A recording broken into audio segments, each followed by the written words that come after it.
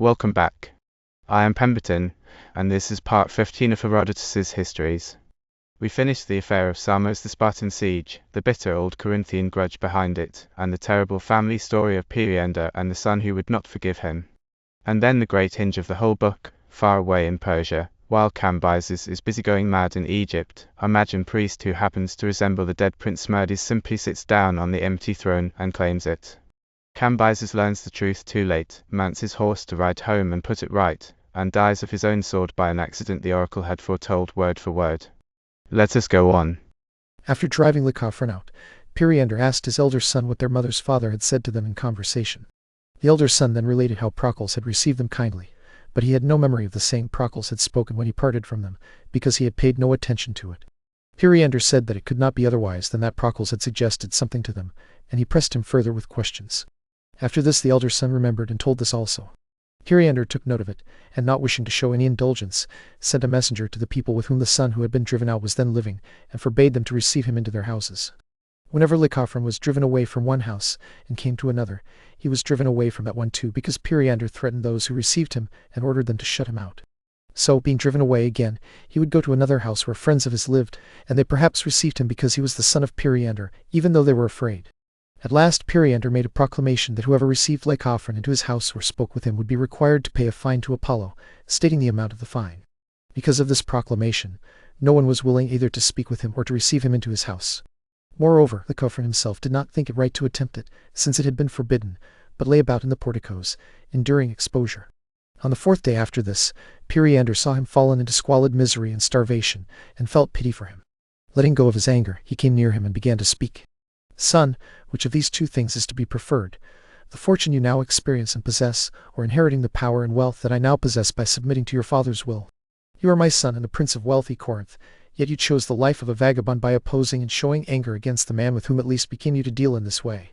If any misfortune happened in those matters because of which you suspect me, that misfortune happened first to me, and I share in it more than others, since I did the deed myself.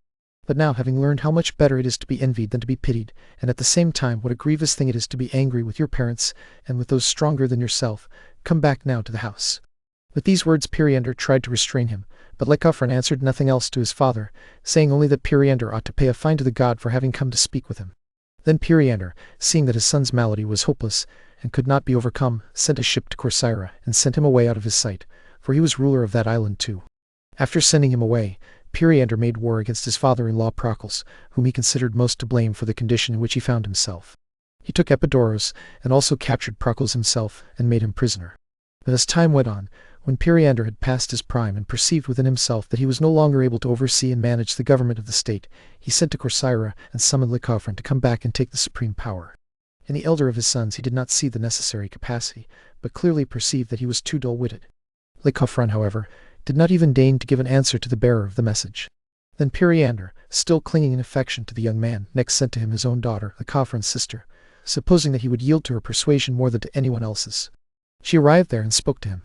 Boy, do you wish both that the despotism should fall to others, and that your father's substance should be carried off as plunder, rather than return and possess them yourself? Come back to your home. Stop tormenting yourself. Pride is a harmful possession. Do not heal evil with evil. Many prefer what is reasonable to what is strictly just, and many before now, while seeking the things of their mother, have lost the things of their father. Despotism is an insecure thing, and many desire it. Moreover, he is now an old man and past his prime. Do not give your good things to others. She spoke to him in this way, saying the most persuasive things, having been instructed beforehand by her father. But Lycophron answered that he would never come to Corinth as long as he heard that his father was still alive. When she had reported this, Periander sent an envoy a third time and said that he himself wished to come to Corcyra, while exhorting Lycophron to return to Corinth and become his successor on the throne. The son agreed to return on these terms, and Periander began preparing to sail to Corcyra, while his son was to sail to Corinth. But the Corcyrians, having learned all that had happened, put the young man to death in order that Periander might not come to their land. For this reason Periander took vengeance on the Corcyrians. The Lacedaemonians then had come with a great armament, and were besieging Samos. After making an attack on the wall, they occupied the tower that stands by the sea in the suburb of the city, but afterward, when Polycrates came up to the rescue with a large force, they were driven away from it. Meanwhile, by the upper tower on the ridge of the mountain, the foreign mercenaries and many of the Samians themselves had come out to fight. These held their ground against the Lacedaemonians for a short time, then began to flee backward, and the Lacedaemonians followed and killed them. If all the Lacedaemonians present that day had been equal to Archias and Lycopas, Samos would have been captured. Archias and Lycopas alone rushed inside the wall together with the fleeing Samians, and being cut off from retreat, were killed inside the city of the Samians. I myself, moreover, spoke in Pitane, for he belonged to that deme, with the third descendant from this Archias, another Archias, son of Samios, son of Archias. He honored the Samians more than all other strangers. Not only that, but he said that his own father had been called Samios because his father Archias had died a glorious death in Samos, and he said that he honored Samians because his grandfather had been granted a public funeral by the Samians. After the Lacedaemonians had been besieging Samos for 40 days, and their affairs made no progress, they set out to return to Peloponnesus. But according to the less credible account that has been spread about these matters, Polycrates struck a quantity of a certain local coinage and gilded the coins over, and gave them to the Lacedaemonians. They accepted them, and because of this set out to depart. This was the first expedition that the Lacedaemonians, being Dorians, made into Asia. The Samians who had made the expedition against Polycrates also sailed away when the Lacedaemonians were about to desert them, and they came to Siphanos, for they were in need of money. The people of Siphanos were then at the highest point of their prosperity and had more wealth than all the other islanders, since there were mines of gold and silver on their island. From these mines came so much money that a treasury had been dedicated at Delphi with the tithe of it, furnished in a manner equal to the wealthiest of those treasuries, and the people used to divide among themselves each year the money that came in from the mines. So when they were establishing the treasury, they consulted the oracle as to whether their present prosperity could remain with them for a long time, and the Pythian prophetess gave them this reply: But when the hall of the city in Siphanos shall shine white, and when the market is white of brow, then one wary man is needed to beware of an army of wood and a red-colored herald. Just at that time the marketplace and city hall of the Siphonians had been decorated with Parian marble. They were not able to understand this oracle either at first or when the Samians arrived. As soon as the Samians were putting into Siphanos, they sent one of their ships to carry envoys to the city. In old times all ships were painted red, and this was what the Pythian prophetess had foretold to the Siphonians, bidding them beware of the army of wood and the red-colored herald. The messengers came and asked the Siphonians to lend them 10 talents. When they refused to lend the money, the Samians began to lay waste their lands. As soon as the Siphonians were informed of this, they came to the rescue, engaged them in battle, and were defeated. Many of them were cut off by the Samians and shut out of the city, and after this the Samians imposed on them a payment of 100 talents. Then the Samians paid money to the men of Hermion and received from them the island of Hydria, which lies near the coast of Peloponnese, and they entrusted it to the Troezenians. They themselves settled at Cydonia and Crete, though they had not sailed there for that purpose, but rather to drive the Zacinthians out of the island. There they remained and prospered for 5 years, so much so that they built the temples now existing in Cydonia, and also the house of Dictina. In the 6th year, however, the Aeginetans together with the Cretans defeated them in a sea battle and brought them into slavery. They cut off the prows of their ships, which were shaped like boars, and dedicated them in the temple of Athene in Aegina. The Aeginetans did this because they had a grudge against the Samians. For the Samians had first made an expedition against Aegina when Amphicrates was king in Samos, and had done much harm to the Aeginetans and also suffered much harm from them. This was the cause of the event. I have spoken at greater length about the Samians because they have 3 works greater than any others made by Hellenes. The first is a passage beginning from below and open at both ends, dug through a mountain not less than 150 fathoms high. The length of the passage is 7 furlongs, and its height and breadth are each 8 feet. Through the whole of it another passage has been dug, 20 cubits deep and 3 feet wide, through which water is conducted by pipes to the city from an abundant spring. The designer of this work was a Megarian, Eupolinos, son of Nostrophos. This is one of the 3. The second is a mole in the sea around the harbor, going down to a depth of as much as 20 fathoms, and the length of the mole is more than 2 furlongs. The third work they have carried out is a temple larger than all the other temples of which we know. Its first designer was Rhoicos, son of Philes, a native of Samos. For this reason I have spoken at greater length about the Samians. Now while Cambyses, son of Cyrus, was spending a long time in Egypt and had gone out of his right mind, 2 brothers, Magians, rose up against him. One of them had been left behind by Cambyses as caretaker of his household. This man rose up against him because he perceived that the death of Smyrtis was being kept secret, that only a few Persians knew of it, and that the greater number believed without doubt that Smyrtis was still alive. Therefore he tried to obtain the kingdom, and formed his plan as follows. He had a brother, the one who, as I said, rose up with him against Cambyses, and this man in form very closely resembled Smyrtis, son of Cyrus, whom Cambyses had killed, though Smyrtis was his own brother. This man was like Smyrtis in form, and not only that, but he had the same name, Smyrtis. After persuading this man that he would manage everything for him, the Magian Petezites brought him and seated him on the royal throne. Having done this, he sent heralds around to the various provinces, and among others sent one to the army in Egypt, to proclaim to them that from then on they must obey Smyrtis, son of Cyrus, instead of Cambyses. So the other heralds made this proclamation, and the one appointed to go to Egypt also did so. He found Cambyses and his army at Ecbatana in Syria, stood in the middle of them, and began to proclaim what the Magi had commanded him to say. When Cambyses heard this from the herald, he supposed that the herald was speaking the truth, and that he himself had been betrayed by Pericastes, meaning that when Pericastes had been said to kill Smerdes, he had not done it. Cambyses looked at Pericastes and spoke to him. "Pericastes, was this how you carried out for me the thing I gave you to do?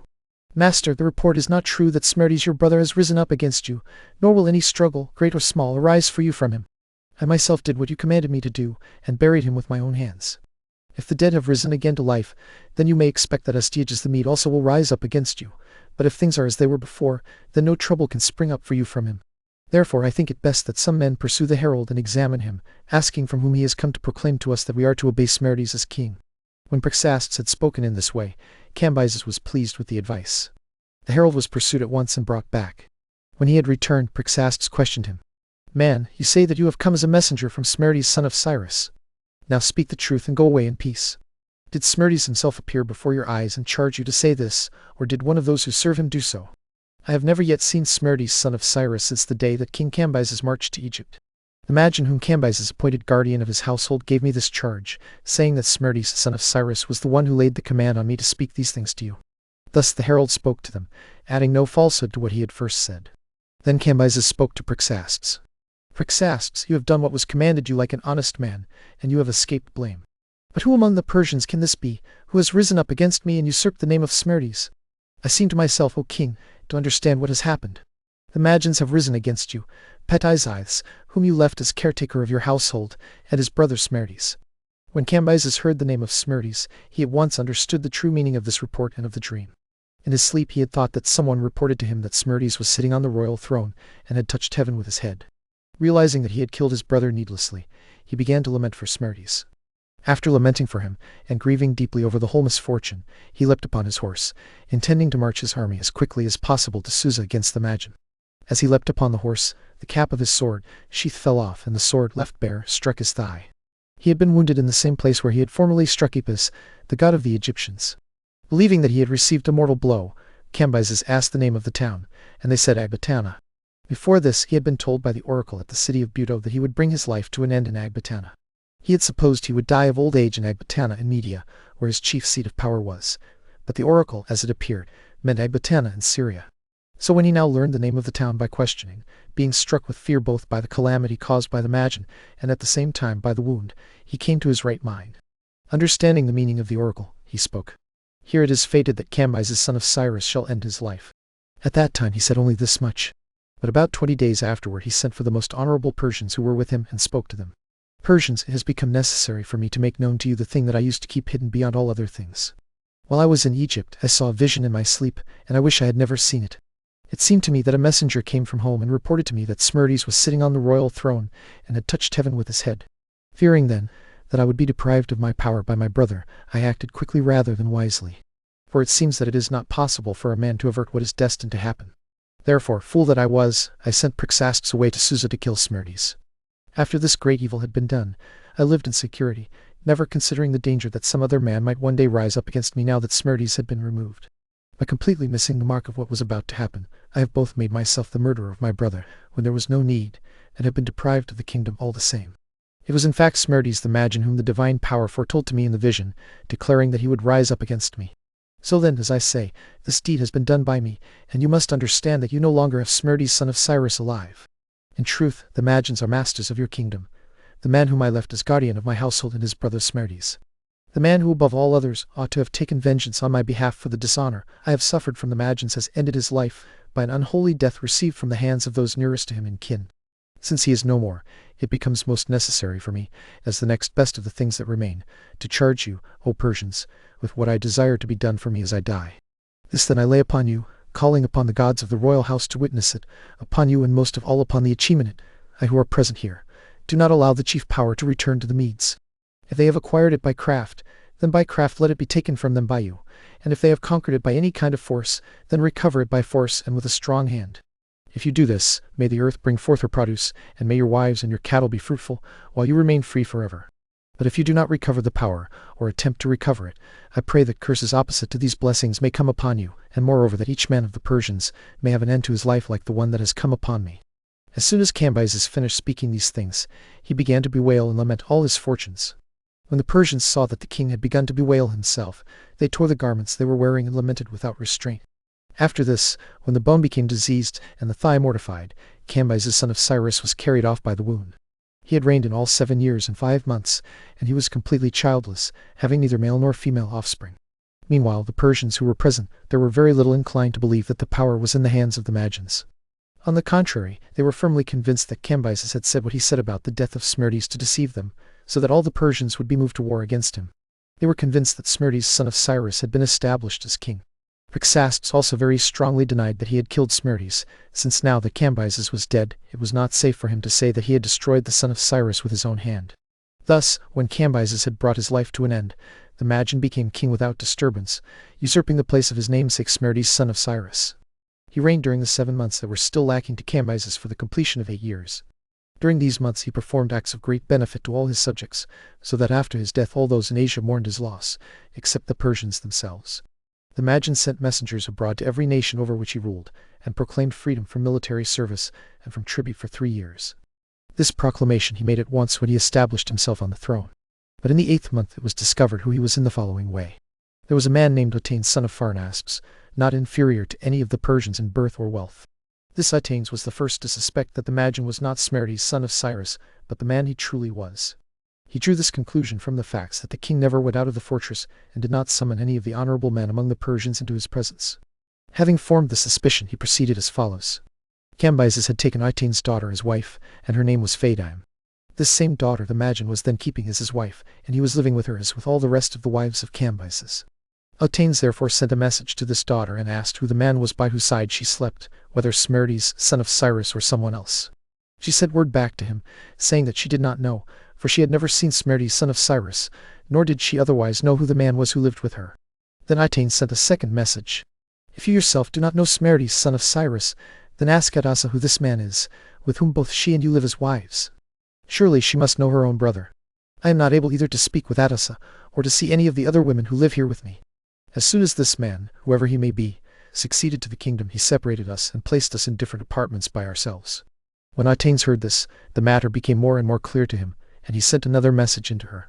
Daughter, since you are nobly born, it is right for you to undertake any risk that your father bids you take. If in truth this is not Smerdis, son of Cyrus, but the man whom I suppose, he ought not to escape unpunished, either for taking you to his bed or for holding dominion over the Persians. He must pay the penalty. Now do as I say. When he sleeps beside you and you perceive that he is sound asleep, feel his ears. If it proves that he has ears, then believe that you are living with Smerdis, son of Cyrus. But if he does not, believe that you are living with Smerdis the Magian. To this Pheidium sent an answer, saying that if she did this she would run a great risk, because if he happened not to have ears, and she was detected feeling for them, she knew well that he would put her to death. Nevertheless, she said she would do it. So she undertook to do this for her father. As for this Magian Smerdis, he had had his ears cut off by Cyrus son of Cambyses when Cyrus was king, because of some grave offense.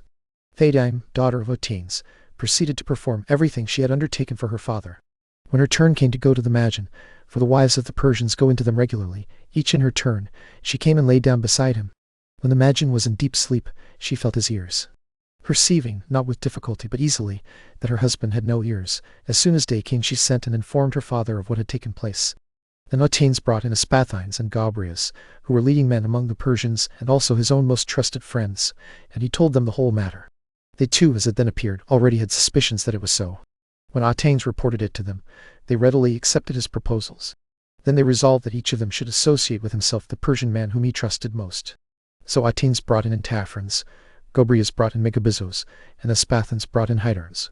When they had thus become 6, Darius son of Histastes arrived at Susa, having come from the land of Persia, of which his father was governor. Accordingly, when he arrived, the 6 Persian men resolved to associate Darius also with themselves. These men, now 7 in number, came together, gave pledges of faith to one another, and deliberated together. When it came to Darius to declare his opinion, he spoke to them. I thought that I alone knew this, that it is the Magian who is reigning as king, and that Smerdis son of Cyrus has ended his life. For this very reason I have come with earnest purpose to contrive the Magian's death. Since, however, it has come to pass that you also know, and not I alone, I think it best to act at once and not put the matter off, for delay is not the better way. Son of Hystaspes, you are the scion of a noble stock, and you seem to show yourself in no way inferior to your father. Yet do not hurry this enterprise so much without consideration, but take it up more prudently. We must first become more numerous, and then undertake the matter. Men who are present here, if you follow the way suggested by Otanes, know that you will perish miserably. Someone will carry word to the Magi seeking private gain for himself. Your best course would have been to do this action on your own risk alone. But since it seemed good to you to refer the matter to a greater number, and you communicated it to me, either let us do the deed today, or be assured that if this present day passes by, no one else shall prevent me by accusing you first, but I myself will tell these things to the Magi. When Otanes saw that Darius was in violent haste, he answered him. Since you compel us to hasten the matter, and do not permit us to delay, come explain to us yourself in what way we shall pass into the palace, and lay hands on them. You know probably as well as we do, if not by sight then at least by hearsay, that guards are set in various places. In what way shall we pass through them? Otanes, there are many things that cannot truly be set forth in speech, but only in deed, and there are other things that can be set forth in speech, but from them no famous deed comes. Know, however, that the guards who are set there are not difficult to pass. First, since we are who we are, there is no one who will not let us go by, partly as may be supposed from respect for us, and partly perhaps from fear. Second, I myself have a very plausible pretext by which we may pass. I shall say that I have just come from the Persian land, and wish to declare to the king a certain message from my father. Where it is necessary that a lie be spoken, let it be spoken. For we all aim at the same object, both those who lie and those who always speak the truth. The former lie whenever they are likely to gain something by persuading with lies. The latter tell the truth in order that they may draw gain to themselves by the truth, and that things may be entrusted to them more readily. Thus, though we practice different ways, we all aim at the same thing. If there were no gain likely to come from it, the truth teller would lie and the liar would speak the truth with equal indifference. Whoever among the doorkeepers lets us pass of his own free will fare the better afterward. But whoever tries to oppose our passage, let him then and there be marked as our enemy. After that, let us push in and set about our work. Friends, at what time will there be a fairer opportunity for us either to recover our rule, or if we cannot get it back, to die? We are Persians, yet we lie under the rule of a Mede, imagine, and that too a man whose ears have been cut off. Moreover, all of you who stood beside Cambyses when he was sick surely remember what he laid upon the Persians as he was bringing his life to an end, if they should not attempt to win back the power. At the time we did not accept it, but supposed that Cambyses had spoken in order to deceive us. Now therefore, I give my vote that we follow the opinion of Darius, and that we do not depart from this assembly to go anywhere else, but go straight to attack the Magi. And there we leave the impostor on the throne of Cyrus, the Persians none the wiser, and one sharp-eyed noble named Otanes beginning to wonder why the new king never leaves the palace and why nobody has seen his ears.